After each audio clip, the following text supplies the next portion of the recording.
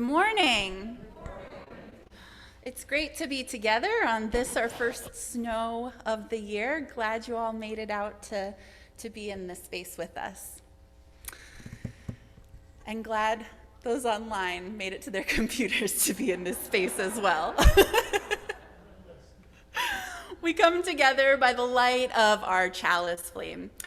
I hope you'll join me in the words for our chalice lighting. If you're joining us on Zoom, we invite you to light a candle or a chalice along with us. We light this flame as a symbol of new life and lightening our way, as a symbol of the warmth in every human heart. Let the lighting of this flame rekindle in us the inner light of hope, of peace, of love. May we share that light with all people.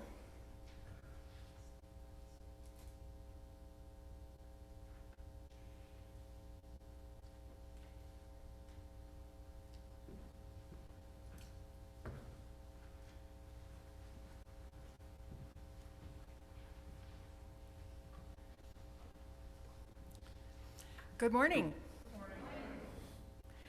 We're so glad to welcome you to the Fox Valley Unitarian Universalist Fellowship this morning, whether you're joining us here in this room or from your home. We are the Conitzes. I'm Roger. I'm Connie. We joined the fellowship in the spring of 2001. I'm a member of our Esther Justice Action Ministry team. We're proud to connect with 20 Fox Cities faith communities working for social justice through Esther. I also help out with RE. I share weekly announcements for the Justice Hub and participate in journey groups. I also was in a journey group early on, which formed many of my continuing friendships here at the fellowship. Currently, I help with the land care team. I share art with the fellowship through the art committee, and I work with members of the Green Sanctuary Committee to foster a widening environmental focus here at the fellowship. If this is your first time visiting the fellowship, we extend to you a special welcome. I have found the fellowship to be an important grounding and centering place for me when my personal space or larger community is shaken up a little bit or a lot. I learned so much from seeing how individuals and leaders within the fellowship address conflict, offer and receive compassion, and demonstrate ways to communicate in difficult conversations. And for me, the fellowship is the best expression of my values, with its focus on the importance of community concern and environmental action. Now, our Director of Congregational Life, Marie Luna, would love to help you get connected here. Feel free to chat with her after the service or send her an email. And a special thank you goes to everyone who made this morning's service possible. It's time now to settle in. Take a deep breath. Become aware of your body wherever you are. Allow yourself to come into this sanctuary so we can be fully present to this time together.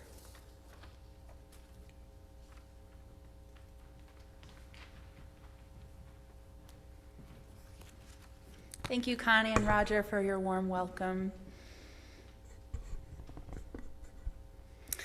We're gathered together in this space and online from home, and we'd love to take a moment to greet each other.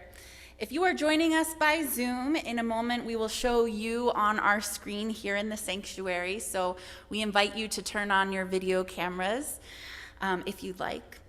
And if you're here in this room and would like to say hi to those on Zoom, I invite you to turn towards the back and wave and say hi. Hi, wave. Yep, keep waving. Hello, good to see you.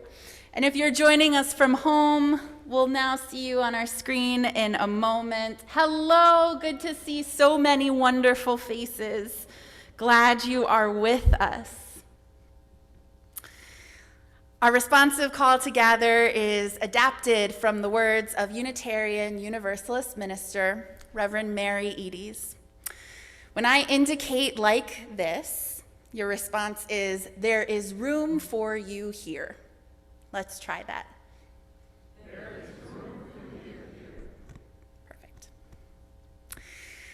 If God is your strength and companion, and prayer means of centering your thoughts, there is room for you here.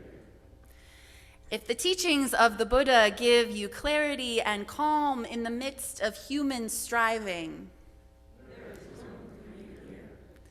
If Gaia's seasonal rhythms lead you best through the myriad steps of life's great dance, there is room for you here. If the still mysterious capacity and power of the mind stirs your imagination and quickens your pulse, there is room for you here. Rest now, beside that spring, wherever it is for you. There is room for you here.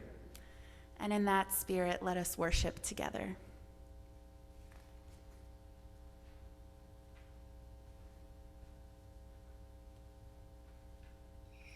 We, as Unitarian Universalists, strive to encourage a spiritual stance of abundance, rejecting a scarcity mindset with fear and shame around resources.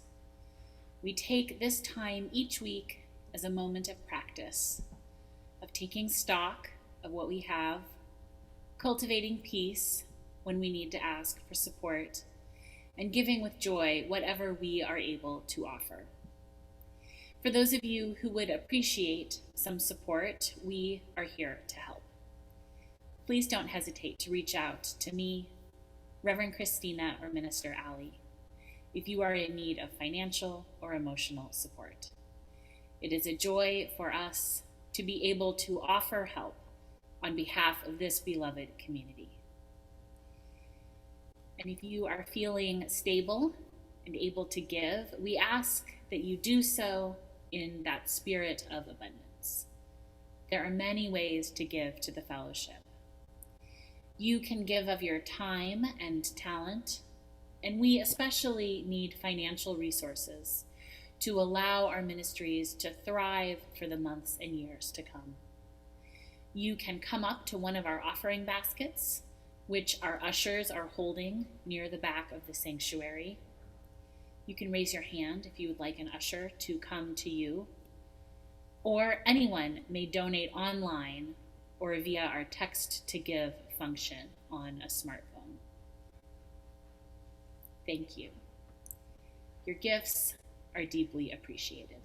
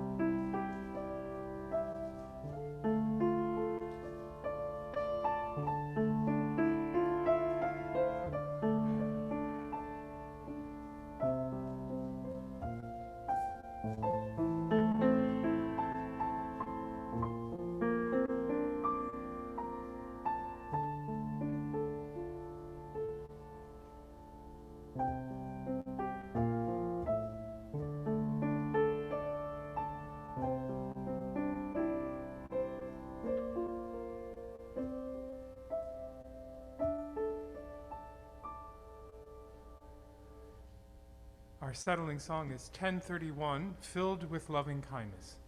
Please join in singing. May we be filled with loving kindness. May we be well. May we be filled with loving kindness.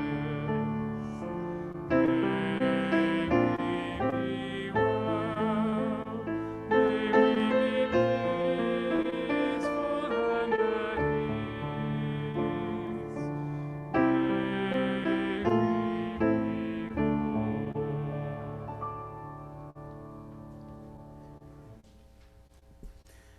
At this time, it's my pleasure to welcome forward our worship leader for today, Todd Grimm, who will begin our reading.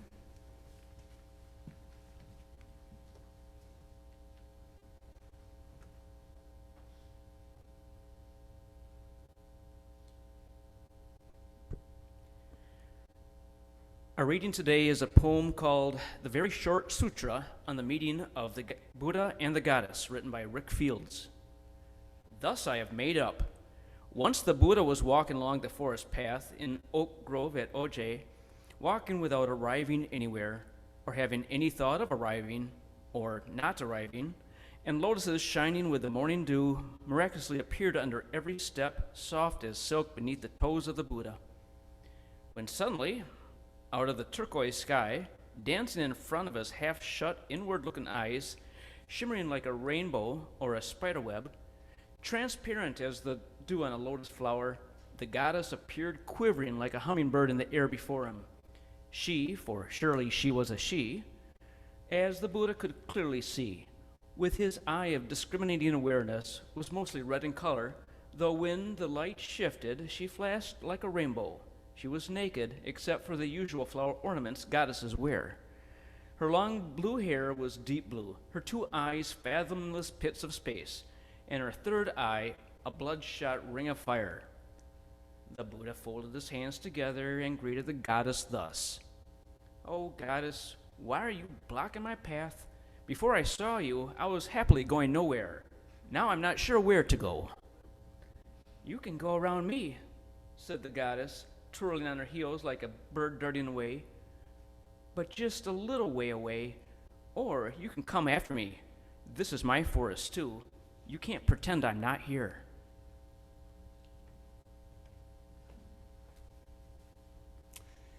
With that, the Buddha said, the Buddha sat, supple as a snake, solid as a rock, beneath a bo tree that sprang full-leaved to shade him. "Perhaps we could have a chat," he said. "After years of arduous practice at the time of the morning star, I penetrated reality, and now..." "Not so fast, Buddha. I am reality." The earth stood still. The oceans paused. The wind listened. 1,000 arhats and bodhisattvas and dakinis magically appeared to hear what would happen in the conversation. "I know I take my life in my hand," said the Buddha, "but I am known as the fearless one, so here goes." And he and the goddess, without further words, exchanged glances. Light rays like sunbeams shot forth so bright that even Sariputra, the all-seeing one, had to turn away. And then they exchanged mind, and there was a great silence as vast as the universe that contains everything. And then they exchanged bodies and clothes, and the Buddha arose as the goddess, and the goddess arose as the Buddha, and so on, back and forth for 100,000 kalpas. If you meet the Buddha, you meet the goddess. If you meet the goddess, you meet the Buddha. Not only that, this. The Buddha is the goddess is the Buddha. And not only that, this. The Buddha is emptiness, the goddess is bliss. And that is what and what not you are. It's true. So here comes the mantra of the goddess and the Buddha, the unsurpassed, non-dual mantra. Just to say this mantra, just to hear this mantra once, just to hear one word of this mantra once, makes everything the way it truly is. Okay, so here it is. Earthwalker, Skywalker, hey silent one, hey great talker. Not two, not one, not separate, not apart. This is the heart. Bliss is emptiness. Emptiness is bliss. Be your breath. Smile, hey, and relax, ho. Remember, you can't miss.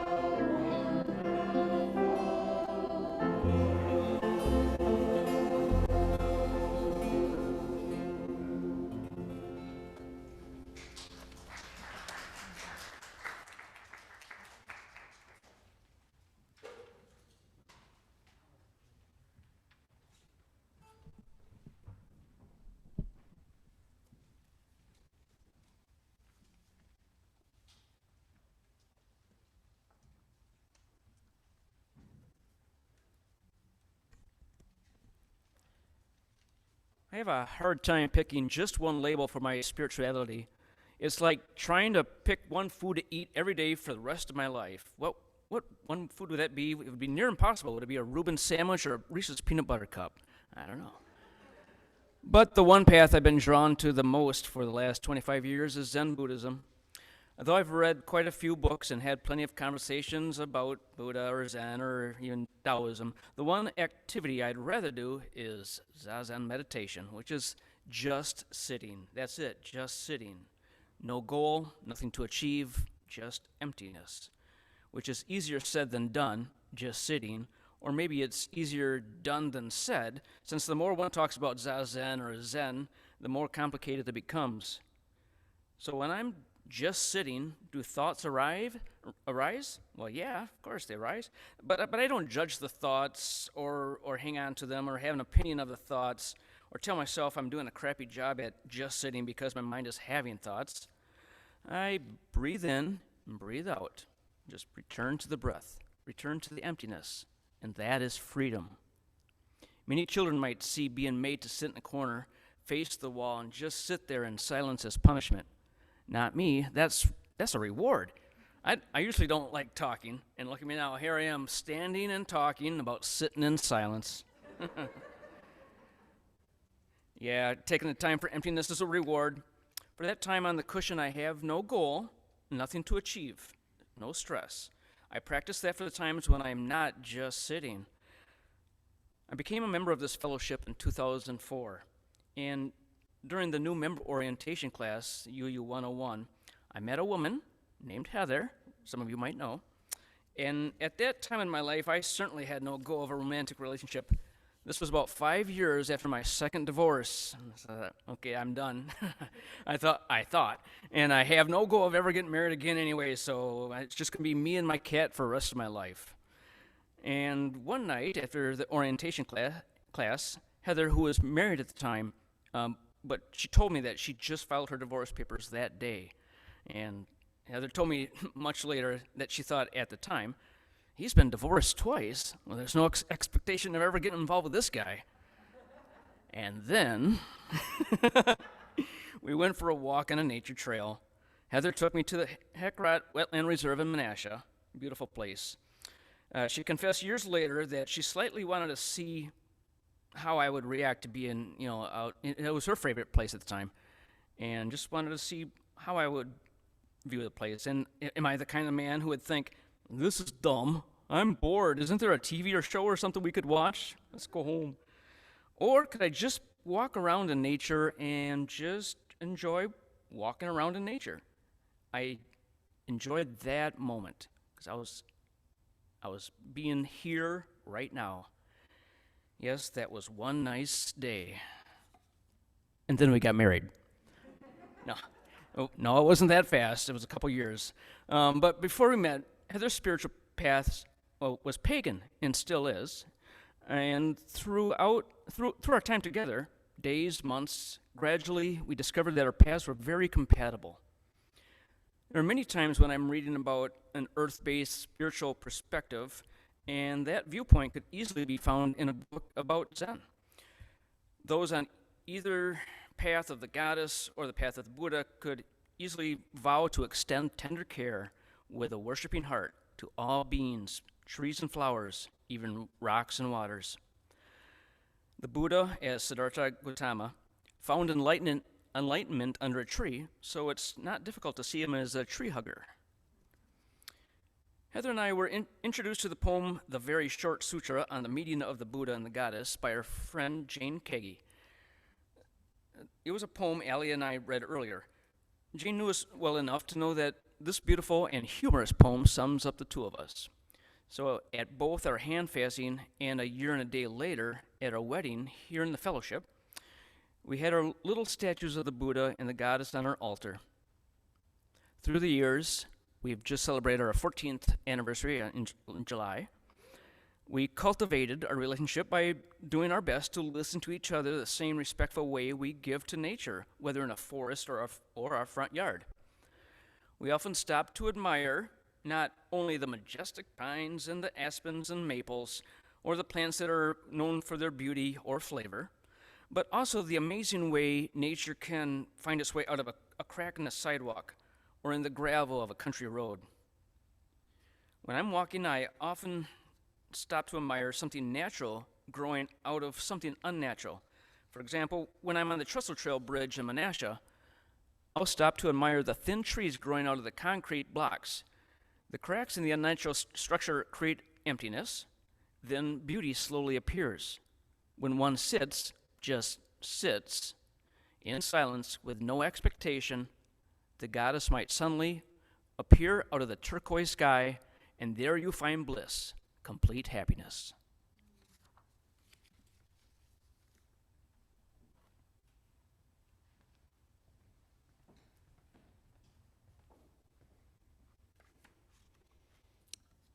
Thank you so much, Todd. What a joy it is to have Todd as our worship leader this morning. Todd was one of the winners of our 2020 online service auction, where he won the chance to choose a sermon topic for one of our worship services. It was so much fun to meet with Todd and Heather to brainstorm ideas for this service together. And I'll admit, when Todd told me that he wanted our service today to be one that specifically honored both Buddhism and paganism, I felt intimidated. Now, as a minister, I feel very comfortable in a pulpit talking about Unitarian Universalism or Christianity or shared human experiences, but I have no claim to either of these traditions. And so I'll just share right now that I feel hyper aware of my limitations here. And yet one of the magnificent parts of being a Unitarian Universalist is the deeply held conviction that we can learn so much from each other and each other's spiritual paths. And so I'd like to offer a great deal of gratitude to Todd for our service today. Like the Buddha in our reading this morning, I love to go for walks, especially since moving to Appleton with the beautiful walking paths along the Fox River. Some of you have even come up to let me know that you've seen me along the Newberry Trail with my dog. My dog and I try to take a substantial walk every morning. It's getting a little harder, though, now with it getting colder. But it's one of my favorite parts of the day. I usually have my headphones on because I'm talking to my mom on the phone, or I'm listening to music or enjoying a podcast. With such beautiful surroundings, I also often will take pictures of the river during the walk, and I'll text these pictures to my family, usually with a caption like, "The river says good morning." Sometimes I'll spend the walk with my mind dwelling on a specific concern or mulling over a decision I have to make. And more often than not, I'm forced by my dog to stop so that she can explore a smell or so that she can mark almost every bush along the trail. But our morning walks are a cherished time for me. When I read about the Buddha's walk, however, in the fictional poem that we read earlier, a poem written by Rick Fields, who was a practicing Buddhist and a leading expert on the history of how Buddhism grew in America. When I read about the Buddha's walk in that poem, I have to admit, I couldn't relate. Once the Buddha was walking along the forest path, it said, walking without arriving anywhere, or having any thought of arriving or not arriving. What? Just walking? No destination, no plan, nothing on his mind, just walking? I mean, I get it in theory, right? But I would personally find that hard. I would miss my headphones. I would miss taking pictures, texting my family. I would miss that time with my thoughts, with my wonderings, with my decisions. But it's just like what Todd was talking about when he described the practice of Zazen meditation, when he is sitting, just sitting. No goal, nothing to achieve, just emptiness. That is the practice. You know, when I first learned about emptiness as a central concept in Buddhist thought and practice, I have to admit, I got it all wrong. I confused emptiness with some nihilistic view, like the idea that nothing matters or life is empty of meaning. And so I'll just share here that I was totally off base. And one writer who helped to correct my understanding was this guy named Paul Knitter. Paul Knitter was an American theologian who was also both a practicing Buddhist and a practicing Christian. A combination which is actually not as weird as it might sound to us. And he was able to explain it in terms that I understood. Knitter said that when we're talking about emptiness in this way, we're not talking about purely negative sense of nothingness, like a room that is empty. But emptiness in the way of being able to receive anything, like a room that can be filled. Emptiness is openness, it's potential, it's expansiveness. It's so easy for us to have fixed ideas about who we are, about what it means to exist in this world.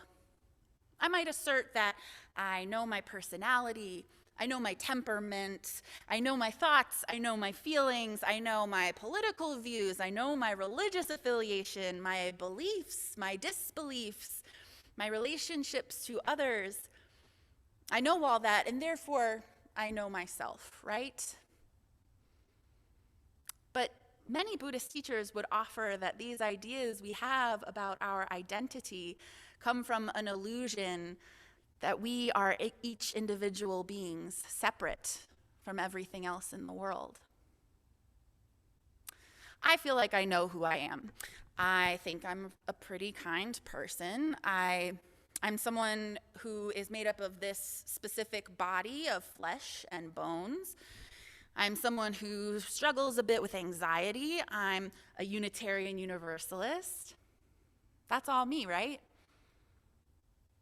But there are people who taught me to be kind. There is DNA from my parents that created this flesh and bones.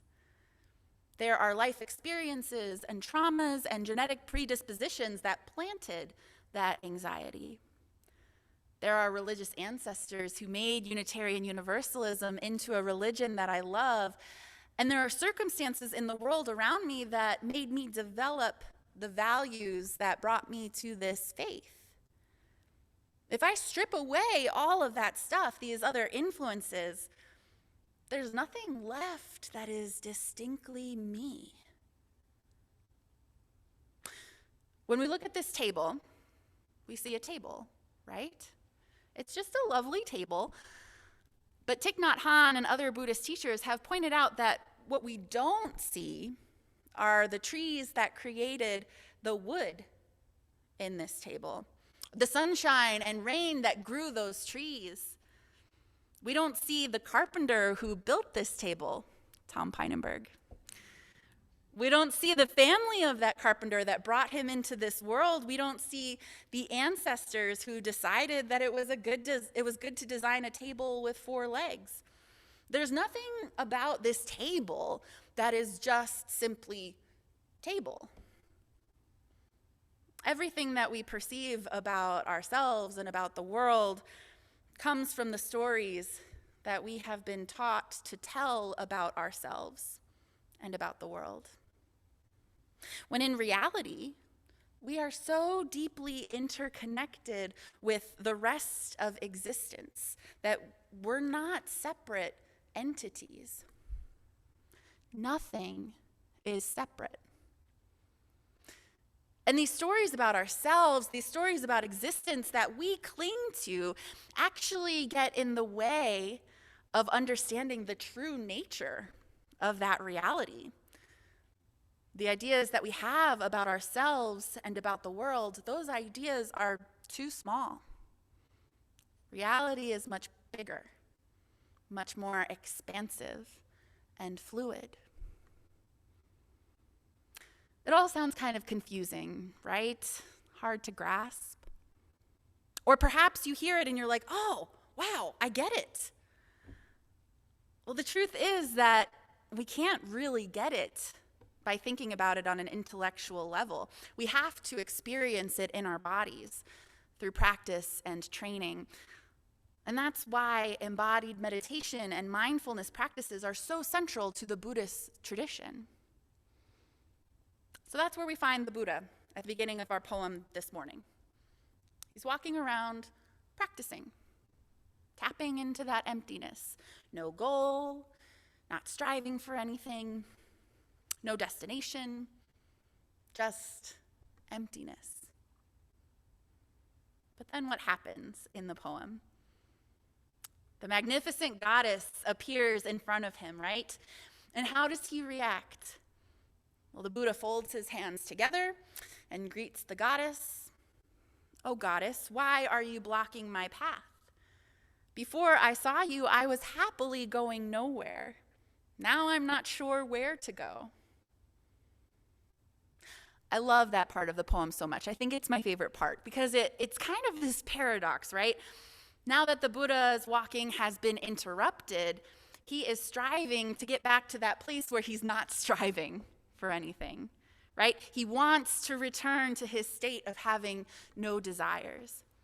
His goal is to have no goal.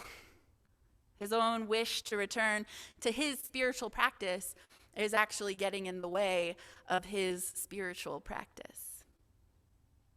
If only the goddess hadn't interrupted him, right? He could be back on his way to nowhere. It's clear, though, that the goddess has a few things to teach the Buddha here. The Buddha says, "I have penetrated reality." The goddess says, not so fast, Buddha. I am reality. So let's talk about the goddess. Now, pagan traditions are vast and different and diverse traditions that can look very different from each other. In a lot of pagan thought and practice, the goddess or a specific goddess directly references the divinity and life-giving power of creation, the divinity and sacredness that's right there within nature, within our planet, all around us. Mother Earth. "Not so fast, Buddha," she says. "I am reality." Emptiness may be a truth in everything, and yet, the magnificence of the natural world is in itself an undeniable truth, too. Think about those moments when you have felt connected to nature.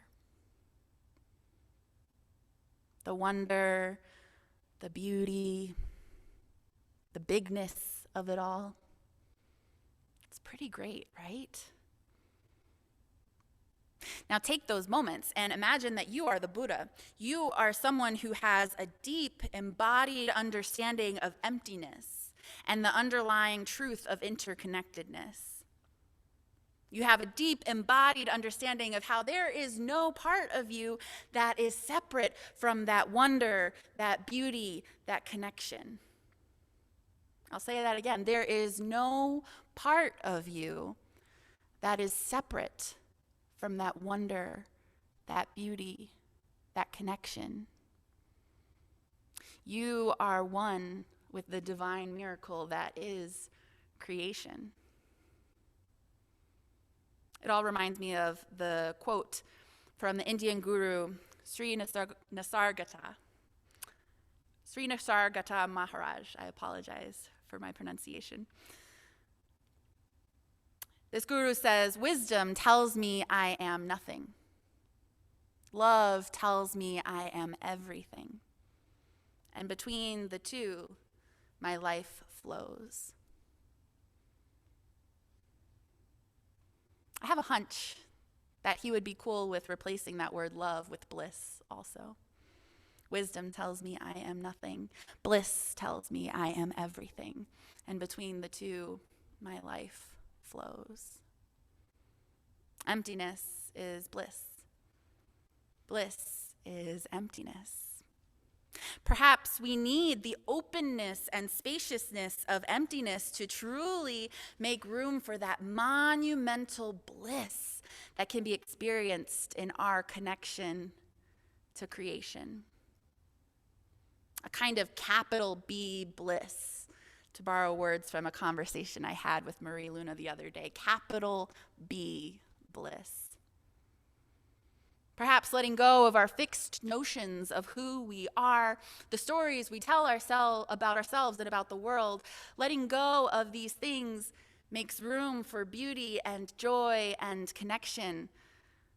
That kind of beauty that comes with existing in this natural world, just the fact that we exist here. Like Todd mentioned, the crack in the sidewalk that makes room for the flower to grow.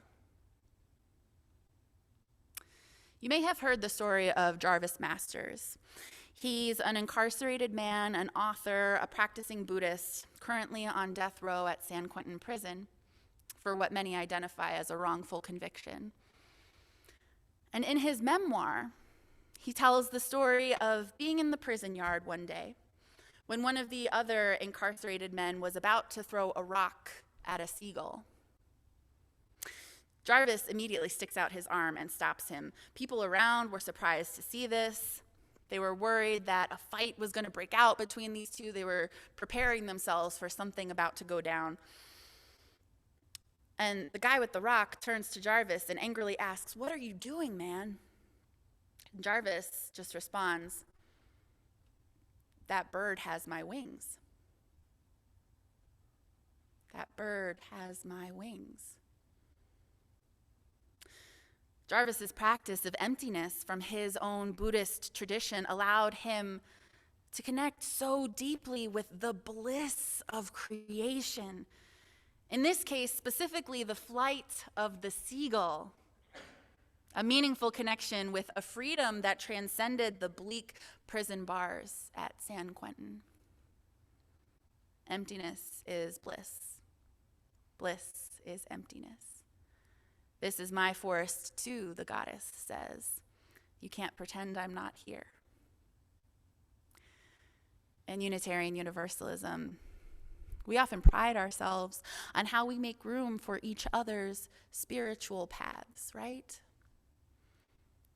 But the meeting of the goddess and the Buddha in this fictional poem reveals how our own spiritual paths don't do us much good alone. And our own personal spiritual paths are actually not separate from each other's. The Buddha in today's story needed to be interrupted by the goddess, for this was her forest too, and he had something to learn from her. The ways that we live out our spiritual lives in community together, that is transformative. May we each be open to receive what the other has to offer. The truths that all of us hold about what is sacred and what is real. May we live into our spaciousness to feel how we are all truly a part of one another and one with creation. Emptiness is bliss. Bliss is emptiness. What a wonderful world. May it be so, and amen.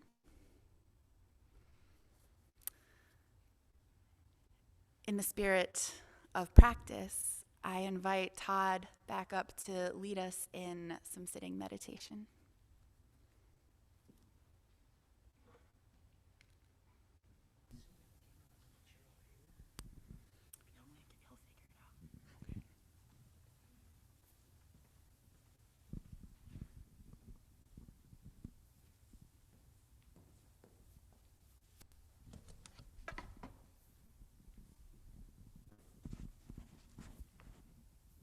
All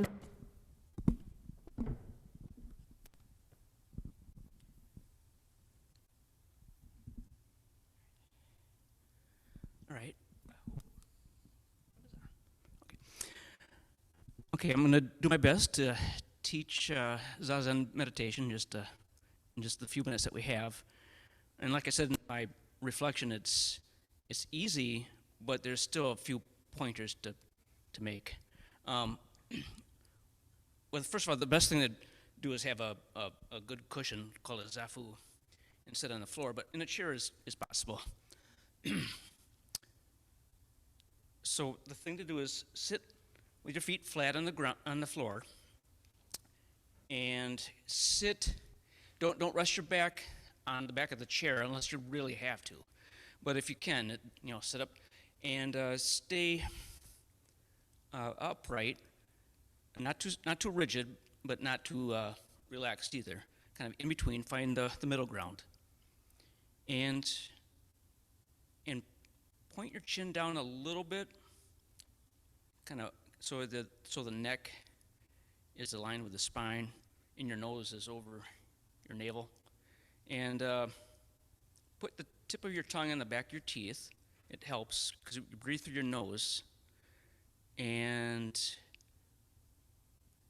place your hands. You can either place them flat on your legs, or do the cosmic mudra, which is by placing your dominant hand underneath the other hand and making like a circle with your two thumbs.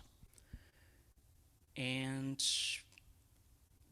do your best to not hang on to a thought, but don't push them out either. I mean, thoughts are going to arise. Just let them flow past like a cloud in the sky.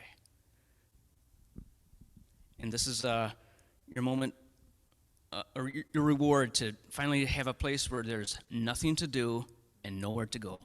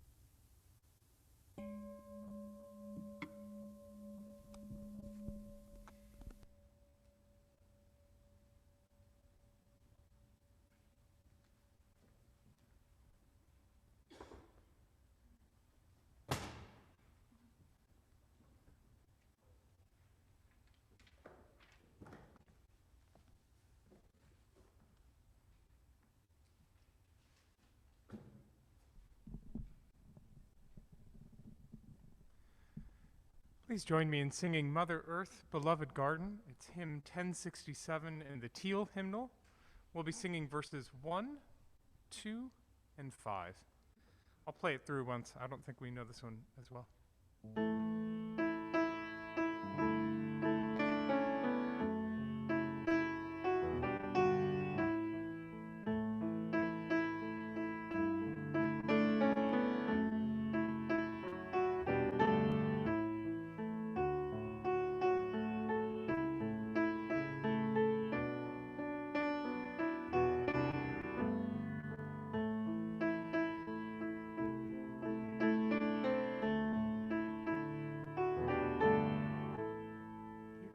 we go. Mother Earth, beloved garden, living treasure underfoot. All our days you ground our being, sage and thistle, grass and root. Herbs to heal us, plants to feed us, land to till and tend and plow. With the pendant deep as midnight north, we ask you be here now. Father Air, your inspiration holds together all that lives. As we breathe, our minds see clearly, leading us to love and give. Raging whirlwind, whispered breezes, violent gale and gentle cloud. With the blade as sharp as morning east, we ask you, be here now. And verse 5. Lover, spirit, intuition, in the center of our souls. In your love we find relation, all connected we are whole. Timeless mystery, quiet conscience, deepest values voice inside.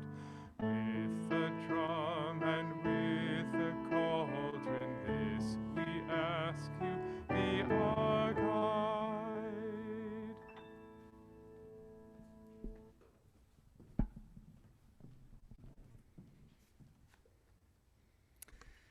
We are people of all ages who bring our joys and concerns into this time together. We hope that here you experience a welcome that helps you find connection, a spirituality that helps you find meaning, peace to ground you, and a zest for rediscovering life as it unfolds. We invite you to let us be a resource in our common quest to celebrate those happy moments, seek healing and wholeness, and continually rediscover whoever and wherever we each might be on this path of existence. For those joining in person after the service, you are welcome to place a stone in our fellowship chalice as a symbol of our loving community surrounding you supportively. For those attending virtually, you can share in the chat box whatever joy, concern, prayer request, or intention might be on your heart and in your mind. We will place a stone in our chalice now on your behalf. For care and connection during the week, please reach out to myself or Reverend Leah or contact our office. If you would like to be included in our weekly care email, you can call or email anyone on staff, or you can fill out the form on our website. May the joys and concerns that we share with each other, or those that we simply hold in our hearts' silent sanctuaries, draw us together so that our joy is amplified, our sorrows comforted, and our life's journey witnessed.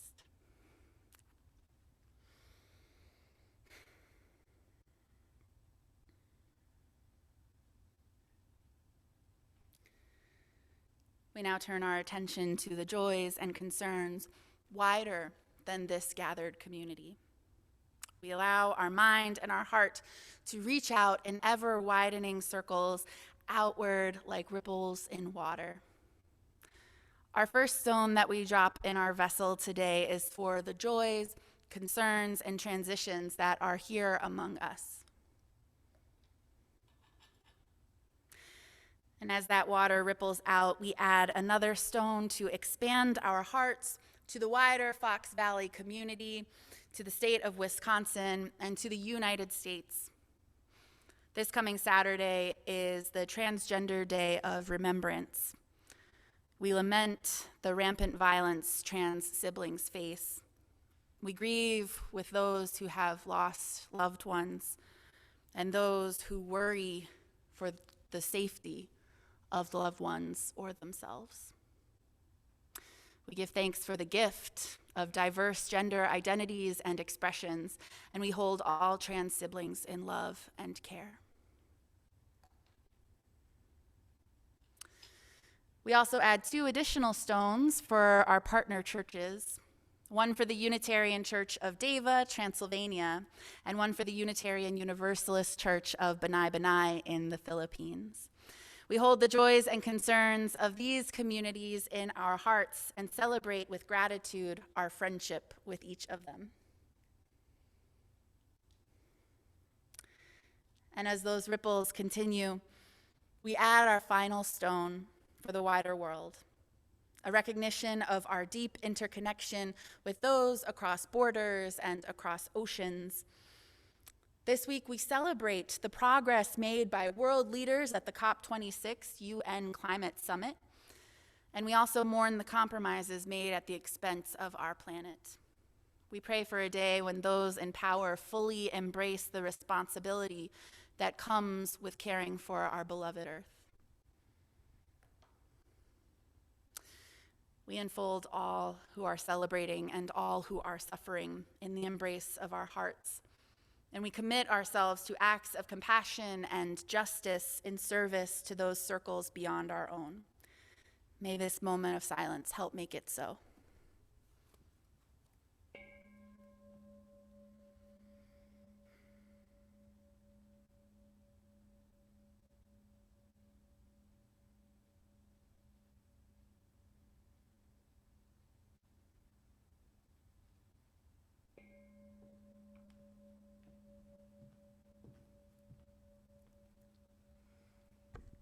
Our time together is coming to a close, which means our time to return to the world and our daily lives is beginning. Our hope is that each week when we worship together, we provide each other with inspiration and empowerment to connect our values with our actions. Remember, there are always ways to get connected here, both in person and online, and to live your faith more fully. Be sure to read the Weekly Scroll email newsletter or let us know if you do not currently receive that, and we'll sign you up. You can also check out the back of the order of service for some highlighted events coming up. As we prepare our hearts to leave this gathering, we invite you to ponder what you wish to take home with you, what lesson, idea, or theme that you will carry with you from this time together. Take this new insight and carry it into the world. As we come to the end of our service, we will extinguish our chalice flame, even as we still hold its light in our hearts. Please join me in our unison words. As we extinguish this flame, let us go our ways and open our hearts with our spirits renewed and with a deeper understanding of life's mystery. Let us carry the light of compassion and commitment to build a better world. After these closing words, we will hear a postlude song. We invite those of you who want to stay in the sanctuary or on Zoom for a time of sharing and conversation about the themes of this service. Everyone else is welcome to use that time to make your way out of the room. Children in the fellowship hall will be dismissed as we have in the past by asking parents and guardians to wait outside of the room to sign your children out. You can help us by gathering outside of the fellowship hall and signing your young person out one family at a time. Thank you for helping us keep our children safe. And with that, go in connectedness, knowing that our journeys are not separate. Go in peace, knowing that we wait to embrace you upon your return.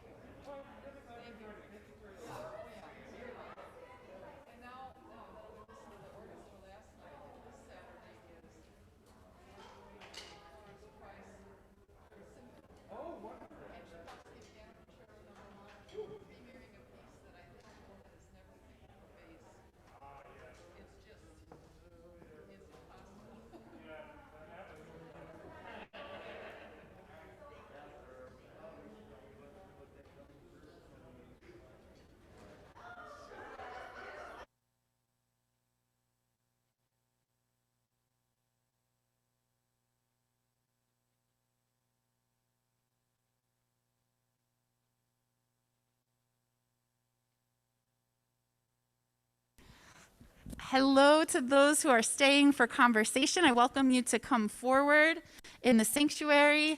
Jonathan, are there any friends on Zoom that you want to pull on the screen, or has everyone left?